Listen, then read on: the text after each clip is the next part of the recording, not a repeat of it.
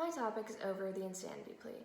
Even though the insanity plea is not raised very often, less than 25% of the cases that plead insanity are successful in their plea. There are many different pros and cons to having the insanity plea. Some people believe it to be helpful, while others disagree. After doing my research on this topic on many credible sites, I felt adequately prepared to share my findings about this topic to my audience.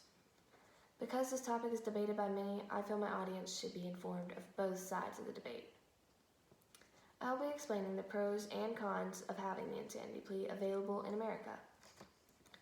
Is the insanity plea helpful in the event that the accused actually has mental incapacity? Having the insanity defense can actually save lives of those who have mental incapacities and commit capital crimes. Capital crimes carry a punishment of eventual death. But if the accused is found not guilty because of insanity, then they would be housed in a mental health treatment center. Where it is not jail, the accused is still off the streets and unable to commit any more crimes because of their condition. The insanity defense completely takes the death penalty off the table. Therefore, the accused would not be put to death for something they could not control. With the accused pleading insane, they would still be guilty of committed such crimes, therefore the case could be closed. For a criminal to plead insane, they must admit the crime did happen and they did commit it. But rather than disputing the facts of the case, they must be found innocent because of their mental state. Because people do not want to give punishment to those who genuinely do not know right from wrong, the trial turns more into an evaluation of the accused's state of mind rather than the crimes committed. After looking at the positives of having the insanity plea, one must also look at the negatives for the whole argument. Does the insanity defense cause more problems for the accused rather than pleading guilty to begin with? Pleading insanity is extremely difficult to prove, and it does not guarantee relief. First, the mental illness has to be proved by having it endorsed by an expert. But then it is completely up to the judge and the jury to accept or reject the plea. So despite being proved insane, they may still be proven guilty and given an appropriate sentence based on the law, including the death sentence. Example being the Gacy case, where he was proven insane, but the jury still rejected the plea, and he was sentenced to death. Gacy was arrested as a suspect in the disappearance of a 15-year-old boy.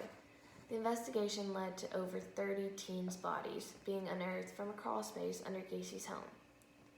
Some of his victims had managed to escape and testified at his trial that Gacy lured high school students and male prostitutes to his home, where he raped and tortured them. He admitted the killings and pled insanity, but the jury rejected his plea. We will never know if he was legitimately insane or not, but the fact is that an expert did say he was insane, therefore he was not in the right state of mind when he committed these crimes. Yet, the insanity plea did not guarantee he was safe, because the plea is not guaranteed relief. Some people believe the insanity plea to be a clever ploy, whereas in fact not, because even after a taxing stay at a mental health facility, there's always the possibility of them being cured and sentenced as a sane and normal person.